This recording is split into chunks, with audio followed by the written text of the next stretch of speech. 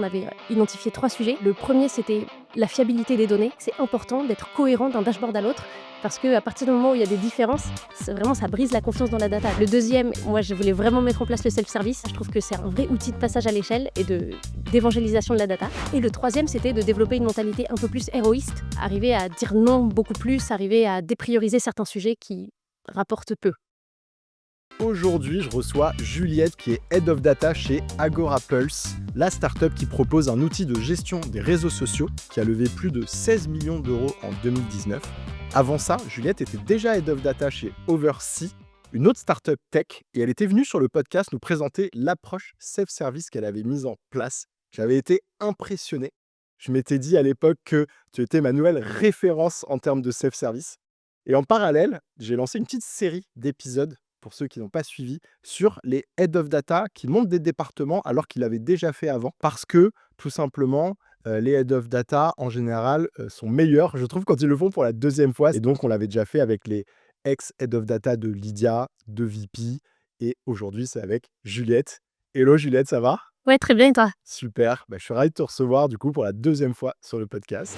Vous connaissez CastorDoc, c'est le data catalogue utilisé par plein de belles boîtes telles que ManoMano, Veolia ou Deliveroo. J'ai reçu Tristan, leur CEO, pour parler de la solution et de comment l'IA vient impacter le marché du data catalogue. Par exemple, ils ont lancé une fonctionnalité de Self-Service Analytics. Tu peux poser une question à ta donnée dans un chatbot et l'utiliser directement dans tes workflows via Slack ou Teams. C'est maintenant possible grâce aux IA génératives avec un data catalogue bien documenté. C'est l'épisode 158, je vous le mets en description. Et depuis 2 ans, ils ont testé plein d'outils Self-Service Analytics et ont tout centralisé dans un benchmark. Le lien est aussi en description. Un immense merci à CastorDoc de sponsoriser DataGen. Pour rebondir sur ce que je viens de dire, pourquoi tu es parti d'Oversea pour rejoindre AgoraPulse déjà? J'aimais beaucoup Oversea, j'adorais mes collègues, je trouve que c'était un bon environnement de travail. Mais c'est vrai que ça faisait 2 ans et demi que j'y étais. J'étais arrivée à la fin d'un cycle et j'avais envie de voir autre chose. Et il se trouve qu'au milieu de cette réflexion, il y a une recruteuse, Anne-Laure, qui m'a appelée, que j'ai trouvée super forte, qui m'a hyper bien pitché à AgoraPulse, qui m'a vraiment donné envie de les rejoindre. Et ensuite, dans le reste des entretiens que j'ai faits, j'ai vraiment bien aimé. Et puis surtout, AgoraPulse, c'était un nouvel, ordre de grandeur pour moi puisque, on parle de centaines de millions d'événements par mois. Il y a une très grosse équipe tech. Ils faisaient aussi du real time, donc il y avait un challenge technique assez fort. Et du coup, je me suis dit: «Bah oui, ça correspond bien à mon désir de changement». C'est pas mal, un driver technique, j'ai l'impression, qui t'a donné envie d'y aller. Puis, peut-être, quelques autres éléments aussi, peut-être humains, forcément, les gens que tu as rencontrés. Donc ça peut être intéressant qu'on creuse un peu plus, AgoraPulse, pour, comprendre, pourquoi tu parles de millions d'événements. Tu peux nous en dire un peu plus sur, cette boîte? AgoraPulse, on est un agrégateur de réseaux sociaux. Donc on permet de centraliser dans une seule plateforme tout le calendrier de publishing, tous les inbox de différents réseaux sociaux. Donc par exemple, pour une marque qui publierait sur LinkedIn, Instagram, Twitter, Facebook, et cetera, d'avoir tout ce calendrier de posts centralisé, d'avoir tous les inbox en un endroit. On peut aussi, offrir des visions de mesure du social media ROI, donc avoir une idée de son impact sur les différents réseaux sociaux. On est, un one stop shop pour les réseaux sociaux et c'est une boîte, qui a été fondée en 2011 et là, aujourd'hui, on est 170 employés, un peu partout à travers le monde, surtout en France et au Canada, mais ensuite on a des employés un peu partout. Ouais, donc c'est intéressant, finalement, la taille de la boîte reste à peu près la même, parce qu'à l'époque, en tout cas, où tu étais passé sur le podcast, Oversea, c'était 150 personnes. Donc là, c'est un peu plus gros. Mais pour autant, côté data et en termes de tech, les besoins sont différents et donc c'est un challenge, différent, quoi. Ouais et c'est une autre industrie aussi. Oversea, c'était très opérationnel, et là, on parle vraiment de SaaS et donc c'est pas les mêmes proportions, d'équipe tech, d'équipe sales et cetera.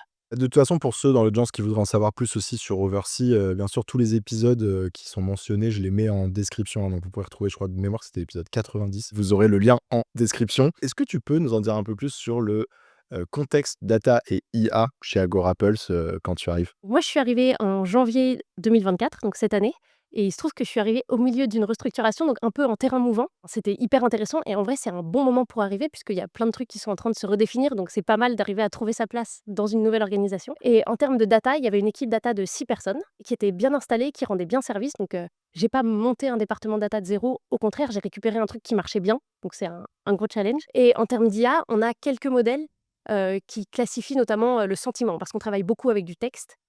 Donc un exemple de modèle, c'est qu'on a des modèles qui tournent en prod et qui vont classifier le sentiment associé à certains mots-clés de recherche. Et ensuite sur, comment je suis vraiment arrivée dans la boîte, j'ai eu 4 semaines de passation avec l'ancien head of data qui s'appelait David et qui lui vraiment avait tout monté de zéro. Donc forcément lui, il connaissait tout, tout était très clair et très bien mappé dans sa tête et du coup pendant 4 semaines, j'ai tout lu, tout écouté, tout appris, tout noté. Vraiment tout ce qu'il me disait, je le notais pour pouvoir le relire une fois qu'il serait plus là.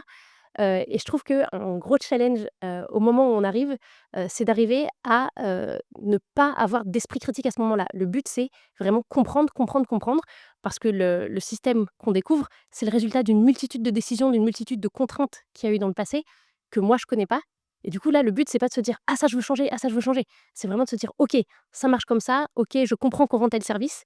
Et du coup, c'était intéressant de pouvoir, tout noter. Ouais, et puis attendre peut-être de prendre un peu du recul sur la situation, de pas avoir ces pulsions, qui peuvent être un peu rapides. Parce qu'il y a peut-être même des choses où le premier jour, tu te serais dit: «Ah non, ça je l'aurais pas fait comme ça» et puis en fait, au bout d'une semaine, c'est en mode: «OK, je comprends Ah oui, pourquoi c'est comme ça, mais on va peut-être exactement, le laisser comme c'est ça». plutôt pas Heu, bien OK. pensé comme ça. Et en plus de la passation avec David, j'avais aussi, rencontré tous les VP et les head of pour comprendre quelle était leur utilisation de la data, ce qu'on faisait bien, ce qu'on faisait moins bien, ce qu'on faisait pas et qu'ils auraient aimé qu'on fasse.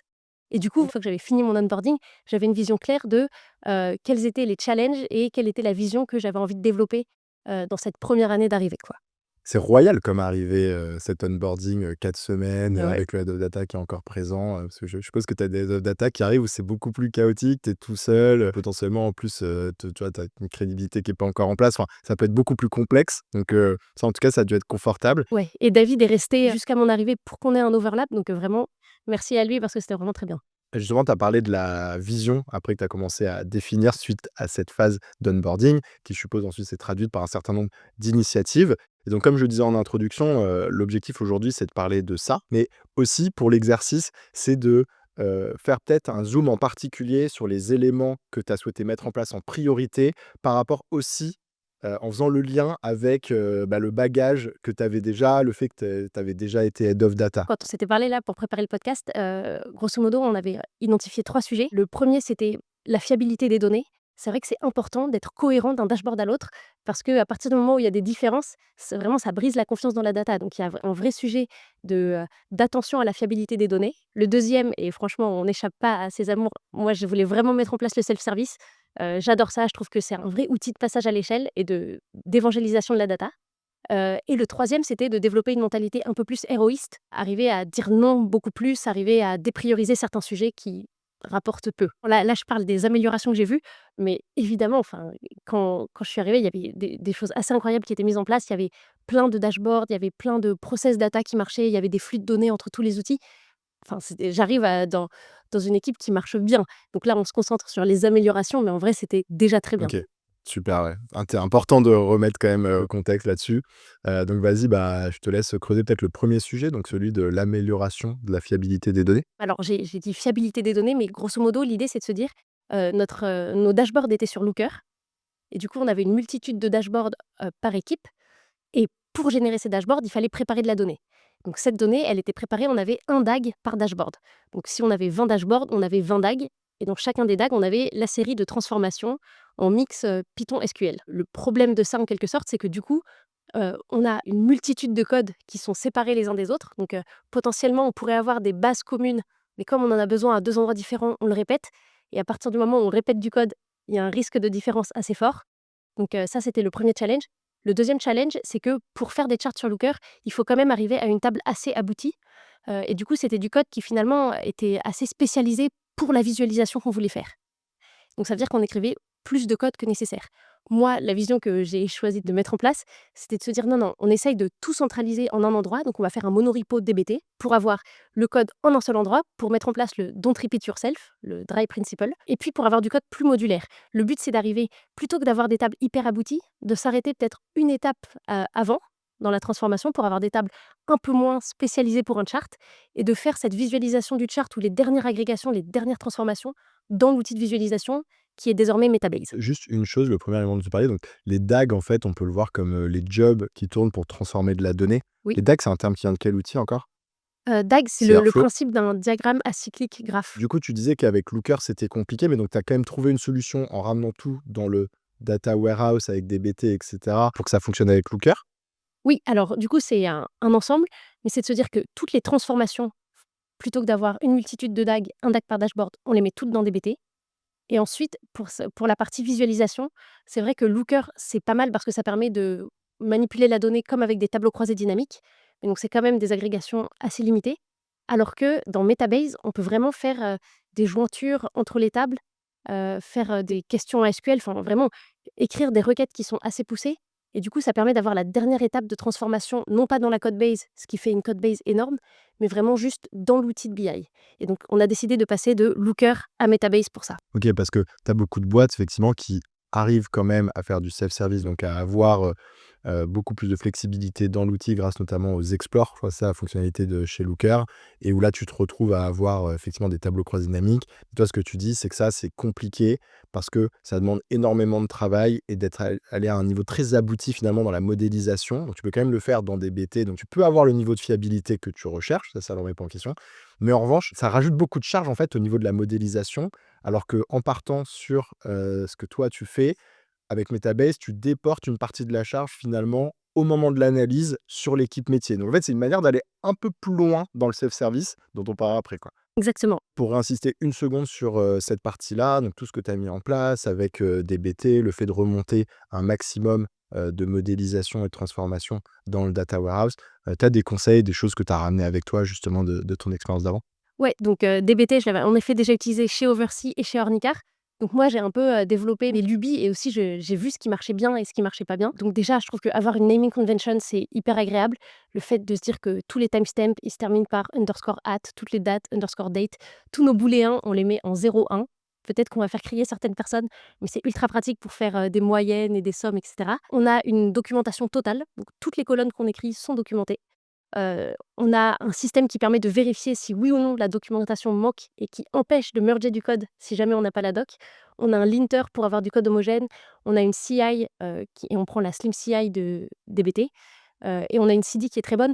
Donc en fait, oui, il y a un peu tous ces trucs-là que j'avais déjà fait dans mes anciens tafs que j'ai ramenés ici. Pourquoi, genre, c'est pas toujours mis en place ces bonnes pratiques? Je pense qu'il y a certaines bonnes pratiques auxquelles on ne pense pas. Ça vraiment, c'est un truc, jusqu'au jour où on le rencontre, on n'y a pas pensé. Et c'est vrai que sur la partie documenter tout, oui, en effet, ça prend du temps. Pourtant, en fait, on se rend compte que, bah, oui, en fait, c'est un super bon investissement et du coup, c'est vraiment ce truc de le ROI, il est vraiment positif. Juste, il faut le faire, c'est un investissement qui est rentable. Il y a aussi des par exemple, tout documenter, oui, c'est une bonne pratique, mais l'idée qu'on pouvait ne pas avoir eu avant, c'était tout documenter selon la définition centrale de DBT, ou plutôt que de réécrire la même définition partout où on voit le champ organization, la définition associée, on la met dans une doc centrale et ensuite on réappelle toujours cette doc centrale. Donc il y a un peu le fait de, ouais, avoir un dogmatisme sur les bonnes pratiques et aussi, apporter des nouvelles idées que les gens n'avaient pas forcément vues, jusqu'alors. Et où ça se traduit rapidement par un bénéfice, hein. Tu vois vite après dans Ouais. l'usage au quotidien, de toute façon, que c'est pratique, que ça fait gagner du temps à tout le monde, que tu as moins besoin de te poser des questions pour comprendre à quoi est lié tel doc, et cetera, quoi. 2e sujet, c'était la fameuse mise en place du self-service. Pour la mise en place du self-service, on est en effet passé de Looker à Metabase.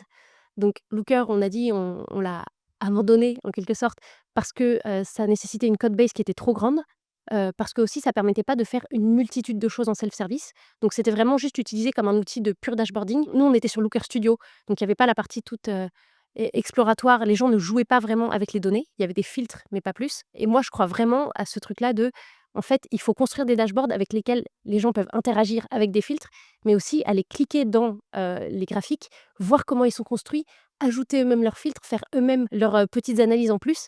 Et du coup, voilà, on est passé sur Metabase pour ça. Alors le self-service, c'est vraiment une course de longue haleine puisque une fois qu'on a mis en place l'outil, une fois qu'on a créé des dashboards, il y a vraiment toute la partie adoption. Donc il faut qu'on aille aider les équipes et donc là, on est en plein dedans, donc je dirais pas que c'est fini, mais il y a vraiment ce truc-là de: «OK, est-ce que vos dashboards, vous les utilisez? Est-ce que vous comprenez comment les utiliser?» J'ai remis en place un système de data office hour, donc 1 heure où n'importe qui peut venir poser des questions et donc voilà, là, on est en plein dans l'adoption du self-service, mais j'ai l'impression qu'on a déjà cette mentalité d'aller, avoir une bonne observabilité parce qu'on va pouvoir le montrer dans un dashboard, parce qu'on va pouvoir l'utiliser pour des analyses et cetera et cetera. Et quand on avait fait l'épisode avec Oversea, il y avait un élément qui avait été, d'un point de vue contexte, assez crucial dans le succès de la mise en place du self-service. C'était aussi tout simplement la culture tech de la boîte et le fait que vous recrutiez chez Oversea, parce que c'était une boîte très tech, des profils qui avaient quand même une grosse appétence analytique et donc qui adoptaient tout simplement l'approche. Est-ce que là, tu dirais que c'est un contexte similaire ou est-ce que finalement, tu te dis que quand même l'outil il est tellement simple que tu as pas non plus besoin d'avoir que des ingénieurs en face pour que ça fonctionne? Enfin, c'est quoi ta perspective là-dessus peut-être? Je pense que c'est un contexte différent parce que c'est en effet, c'est pas les mêmes profils et puis c'est pas le même type de boîte non plus. Mais ceci dit, alors je pense que Metabase, c'est pas non plus ultra simple, mais c'est compréhensible et du coup, il y a juste une partie adoption où il faut former les gens. Et pour le coup, je pense que c'est vraiment à la portée de tout le monde de le comprendre.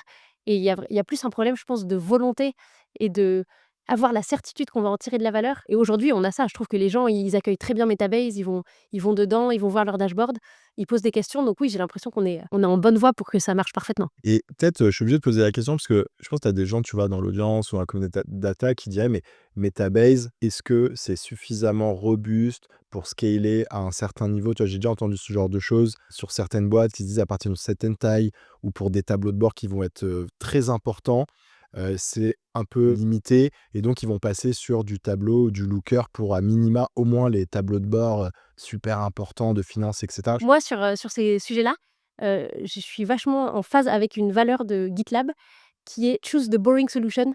Je trouve que s'il y a une solution simple qui permet d'avoir, accès aux résultats, c'est ça qu'il faut choisir. Et au contraire, je trouve que le fait d'avoir un outil centralisé pour tout, en fait, c'est idéal. Tout le monde a accès à Metabase, tout le monde a l'habitude d'utiliser ces dashboards, de jouer avec les filtres, donc ça fait pas un outil en plus à intégrer dans la stack pour un reporting séparé. Et au contraire, moi, je suis très en faveur d'avoir le reporting financier dans Metabase, le dashboard du COMEX dans Metabase et grosso modo tous les dashboards dans Metabase. Mais donc sur la deuxième «attaque» entre guillemets qui serait de dire, en revanche, tu peux pas atteindre un niveau de fiabilité parfaite, il y a des choses qui cassent, c'est pas aussi robuste qu'un tableau ou un looker. Toi d'expérience, tu dis juste: «C'est faux» quoi.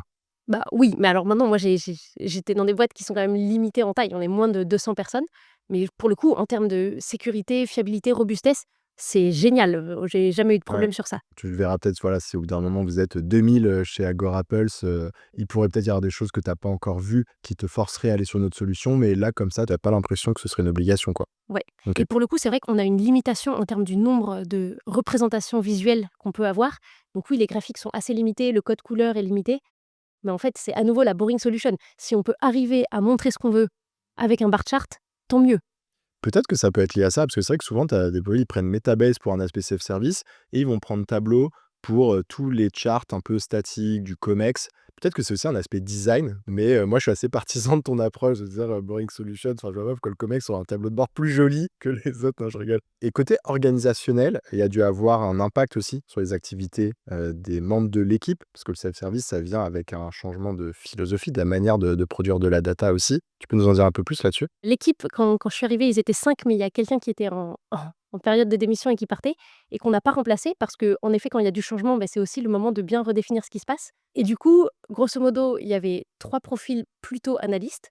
Donc il y avait Alberto qui est web marketing analyst, qui a jusqu'alors faisait surtout des analyses sur Google Analytics et cetera. Lui, en effet, il a dû shifter vers un poste un peu plus analytics engineering où il écrit des modèles dans dbt. Il y avait Eric qui du coup a profité du départ de Rémi pour devenir un peu plus, data engineer, mais qui aussi est devenu analytics engineer.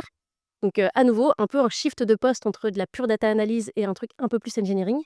Et ensuite, il y a 2 leads, donc Arnaud et Yann. Et eux, je leur ai demandé un truc que je trouve, super bien, mais c'était pas mon idée. C'était de se dire: «OK, c'est quoi la philosophie de la data pour le produit et la data pour l'IA chez Agorapulse?» Et donc ils ont écrit la philosophie en disant: «Voilà, ce que ça veut dire de mener un projet IA, voilà quels sont nos standards de qualité, voilà les bonnes pratiques à mettre en place». Et finalement, une fois que toute cette philosophie était mise à plat, en fait, c'est la nouvelle fiche de poste. Et du coup, je trouve ça pas mal d'arriver à prendre de la hauteur sur, finalement, quelle est la valeur ajoutée de ce que je fais? Et une fois qu'on a bien mis ça au clair, OK, c'est ma fiche de poste, c'est ça mon taf.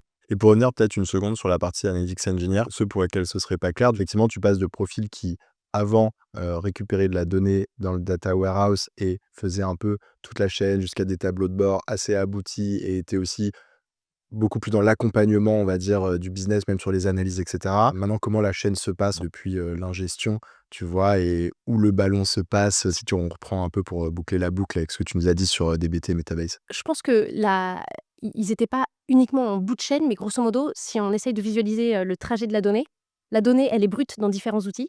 Nous, on l'ingère dans notre data warehouse et à partir du moment où elle arrive brute, il faut un peu la raffiner, la cleaner.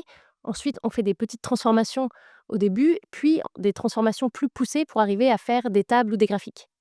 Jusqu'à présent, ça s'était surtout fait dans des DAG, en Python et en SQL, avec une grosse partie dédiée à la visualisation et à la livraison d'un beau dashboard pour l'équipe, pour être sûr que ça les aidait bien. Moi, du coup, le changement un peu vers Analytics Engineer, c'est quand même de se dire: «OK, on va raffiner la donnée, on prend la donnée brute, on la transforme pour, faire des tables disponibles pour le métier». Et là, tu suis le framework assez connu Médaillon. Exactement, le framework en médaillon que Claire Gouze a mentionné ici et franchement, on s'en inspire complètement et du coup, voilà, on essaye de le faire selon les bonnes pratiques de DBT. Donc c'est vraiment des pratiques qui sont inspirées du software engineering où on a, le don't repeat yourself principle, on teste tout, on a du code assez modulaire et finalement la partie visualisation dans Metabase, oui, elle fait toujours partie du métier, mais elle représente moins puisque c'est aussi un truc qu'on peut déléguer aux équipes. Et ça, du coup, tu en avais parlé chez Oversea. Alors aujourd'hui, peut-être que vous êtes quand même encore plus dans la production, parce qu'il y a aussi une phase d'adoption, il faut montrer des choses qui existent. Donc le ratio est peut-être pas le même que le ratio cible, mais l'objectif, il ressemble à quoi à terme? C'est qu'il y ait certains tableaux de bord que vous gardiez, mais d'autres où vraiment vous mettez plus les mains dedans et c'est le métier qui se débrouille? Exactement. L'idée, c'est de se dire les grands tableaux de bord de monitoring de la performance de chaque équipe. Ça, c'est la data qui doit s'en porter garant, puisque c'est aussi un problème de comptabilité de chaque équipe qui dit OK, voici mes KPI, voici ce que je fais. Il faut que le calcul derrière il soit vraiment correct. Mais ensuite, tous les dashboards qui permettent de faire des analyses, de creuser des sujets, ça, c'est vraiment aux équipes de le faire. Et pour le coup, ça a déjà commencé. On a déjà plusieurs équipes qui ont créé leur dashboard en autonomie. Donc, ça marche, quoi. Ça prend bien le self-service. On arrive sur le sujet numéro 3 dont on a parlé, qui était promouvoir une mentalité plus héroïste. Ça, pour le coup, c'est un vrai truc que j'ai appris chez Oversea, c'est d'être assez ferme sur la partie est-ce que oui ou non on va faire un projet? Parfois, il y a des projets qui rendraient vraiment service, mais en fait, ça demanderait tellement d'investissement que juste c'est pas rentable. Et du coup, il faut arriver à avoir un challenge hyper fort en mode en fait, cette chose que tu me demandes, bah non, on va pas le faire parce qu'on pense que le ROI est négatif. Ah, c'est super dur de dire non à quelqu'un qui arrive gentiment, surtout qu'en plus, quand on l'a habitué à toujours dire oui, c'est d'autant plus difficile.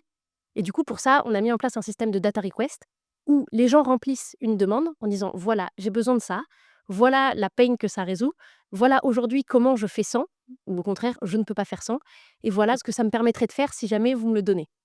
Et ensuite, ça devient vraiment un pur calcul de ROI qui est le juge de paix en mode ok, la data va passer 4 heures à automatiser un truc qui fait perdre 1 heure par semaine à telle équipe, évidemment, on va le faire.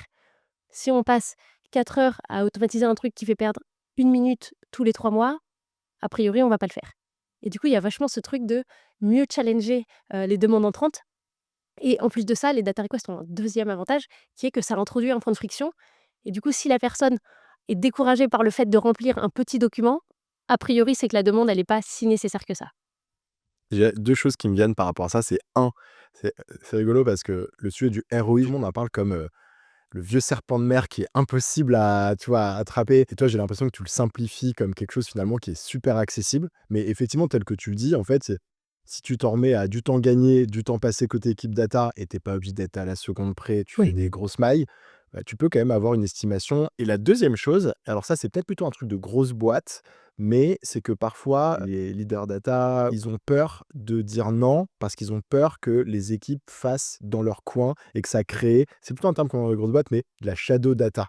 Et donc, ça commence à créer des process. Et où là, du coup, tu découvres des nouveaux risques sur la fiabilité, tu vois, des choses dont on parlait juste avant. C'est-à-dire que c'est une forme de self-service, mais qui est peut-être un peu trop poussée et où ça recrée des problèmes sur l'objectif numéro un, qui est quand même la fiabilité des données. Comment tu fais attention à ça? Je pense qu'en effet, c'est assez compliqué à éviter et surtout, en fait, ça doit vraiment rentrer dans le calcul du ROI et c'est pour ça aussi qu'on pose la question de si jamais on le fait pas, comment vous allez faire? Et du coup, c'est un peu là où on essaye d'estimer le risque de ne pas le faire. Mais en effet, on n'élimine pas le risque de shadow data. On a déjà parlé, de la stack à droite, à gauche, mais je pense que ça peut quand même être intéressant de refaire la petite, high level, design et aussi de voir s'il y a eu des changements. Tu as déjà parlé du changement, Looker vers Metabase, peut-être qu'il y en a d'autres? Nous, on a une moderne data stack, donc on a, 3 outils d'ingestion. Et alors ça, c'est un peu, étrange à première vue. On a Segment qu'on utilise pour toute l'ingestion real time. Donc tout ce qui concerne, du tracking sur le site, c'est Segment qui s'en charge et donc on traque des events qu'on renvoie soit dans des outils ou sinon vers notre data warehouse qui est BigQuery. On a aussi Airbyte qu'on utilise pour faire du batch et ensuite on utilise Fivetran pour tout ce que Airbyte nous permet pas de faire. Parce que Airbyte, on l'utilise en open source, donc c'est gratuit. Fivetran, c'est payant à partir d'un certain volume. Donc ça, c'est pour toute la partie ingestion. Tout ça, ça arrive dans notre base de données qui est BigQuery. Là, les transformations sont faites avec dbt, orchestrées par Airflow.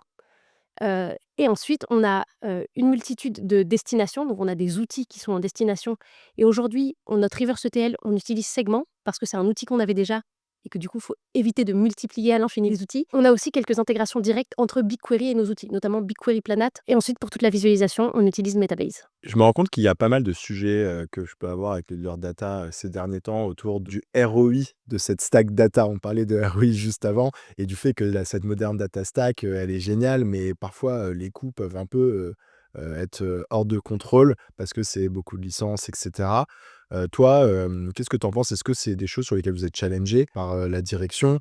Est-ce que du coup, tu suis en fait un peu ton total cost de la stack? Et est-ce qu'il y a des choses aussi que tu as mis en place? Tu parlais notamment de l'open source avec Arba, et je suppose que ça rentre là-dedans? Toutes les semaines, je reporte à mon boss, le CTO, tous les coûts de nos différents outils, et aussi toute la consommation parce qu'il y a des outils qu'on paye à l'année. Mais du coup, si jamais on dépasse, notre forfait, à la fin de l'année, on va devoir payer. Et en effet, on a quand même un objectif de réduction de coûts parce que ça va avec le fait d'avoir, des données plus saines et cetera et une stack, plus efficace. Donc segment, on a diminué notre plan, en décidant d'arrêter de traquer certaines choses qui servaient à rien. Donc là déjà, hop, une petite économie là-dessus. Sur la partie GCP, il y avait certains DAG qui tournaient tous les jours, alors qu'en fait la nécessité, c'était plutôt à la semaine. Donc là, à nouveau, division par 7 des coûts de faire tourner le DAG et les requêtes. Et ensuite, on est un peu toujours attentif au fait d'écrire des bonnes requêtes. Notamment, on a fait un data sharing sur les bonnes pratiques pour créer des requêtes efficaces dans BigQuery. Par exemple, les window functions sur des tables de 200 millions de lignes, ça, on arrête de le faire. Les select distinct, quand on n'en a pas vraiment besoin, on arrête de le faire, et cetera. Donc il y a un peu la chasse aux petits coups, partout. Mais là, en effet, on a le coût de notre stack est plutôt en train de diminuer et il est bien maîtrisé. Et moi, je trouve que pour le coup, elle est pas si chère que ça, même elle est assez peu chère par rapport au service rendu et à la valeur qu'on en tire. C'est quoi un ordre de grandeur pour les gens qui se rendent pas forcément compte par mois? Enfin, c'est une fourchette, mais L'ordre de grandeur, c'est qu'on est entre 3 000 et 5 000 € par mois. quel a été ton plus gros challenge, tu dirais, justement sur cette première année chez Agora Pulse? Il y en a eu plein et c'est toujours le cas quand on arrive, dans des nouveaux métiers. Mais je pense que le gros challenge, c'est celui d'être un bon manager pour mon équipe, puisque eux, ils m'ont pas choisi. Et j'ai passé des entretiens, à la fin, on s'est rencontrés et ils auraient pu mettre un veto. Mais bon, eux, quand ils ont rejoint Agora Pulse, il y avait pas Juliette dans l'équation. Il faut que j'arrive à me dire: «OK, ils ont pas choisi moi comme manager», alors que je sais qu'un manager, c'est important dans son boulot de tous les jours.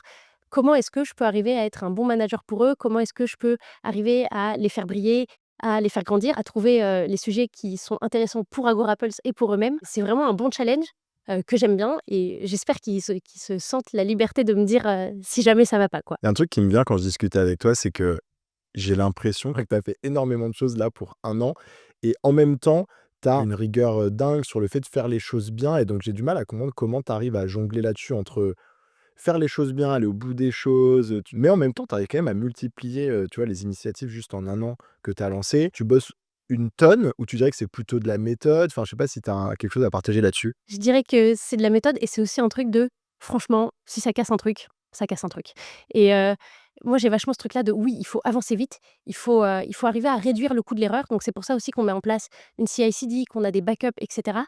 C'est de se dire: «Faire une erreur, il faut pas que ça soit grave» et c'est comme ça qu'on peut aller beaucoup plus vite. En effet, moi, je suis assez, favorable au fait d'avancer vite, au fait de pas avoir peur de tenter des nouvelles choses. Ouais, mais en revanche, avec une rigueur sur, la documentation, sur, les tests, Oui. sur, la CCID et cetera, quoi. Mais parce que ça, j'ai la conviction que c'est rentable. Mais franchement, il y a un moment, faut y aller. Au pire, ça casse, voilà et c'est le scream test. On entend: «Ah, ça crie là-bas. OK, bon, on va réparer ce qui se passe». Excellent. Quelles sont les prochaines étapes pour l'équipe data chez Agora Pulse? Il y a forcément le self-service qu'on continue à mettre en place.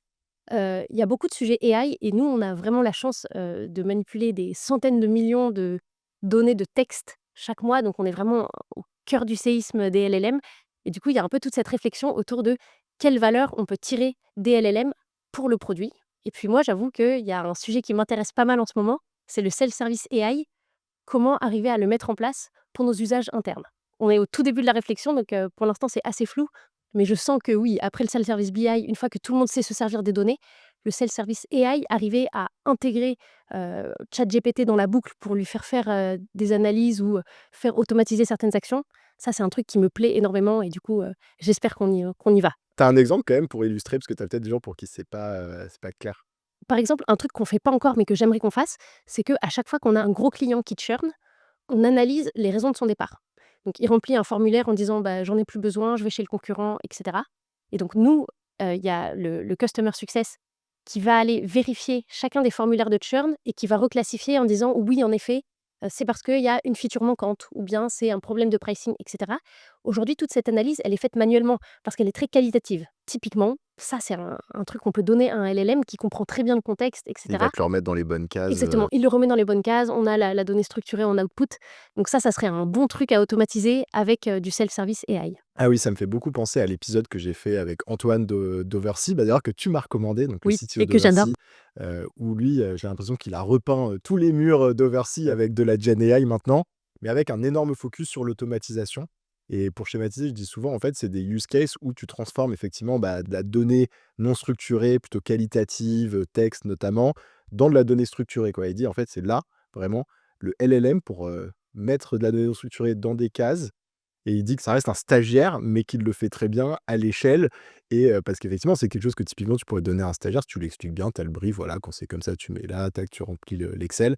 Et il dit ça fait gagner un temps de dingue. Et en fait, tu te rends pas compte le nombre de cas d'usage. Il dit, nous, on l'a fait une centaine de fois déjà sur plein de choses. On fait gagner des minutes par-ci, des minutes par-là. Et puis à la fin de la journée, tu as augmenté la productivité globale de l'équipe de dingue, quoi. Et c'est notamment en écoutant son podcast que je me suis dit: «Ah oui, OK, Ah, que tu as cherché ce genre d'idée. Ouais. exactement, on a besoin de faire ça a l'air super stylé et tout». Est-ce que peut-être tu as une ressource ou une news data que tu souhaites partager pour conclure cet épisode? J'ai 2 ressources à partager. La première, c'est une chaîne YouTube de maths qui s'appelle Three Blue, One Brown et c'est un mec qui fait des explications sur, des trucs mathématiques, mais très visuels, donc parfait pour ceux qui apprennent bien, visuellement et il a fait une série de 8 chapitres sur, les réseaux de neurones et notamment le chapitre 5, c'est sur les LLM et ça explique comment marchent les LLM en 30 minutes.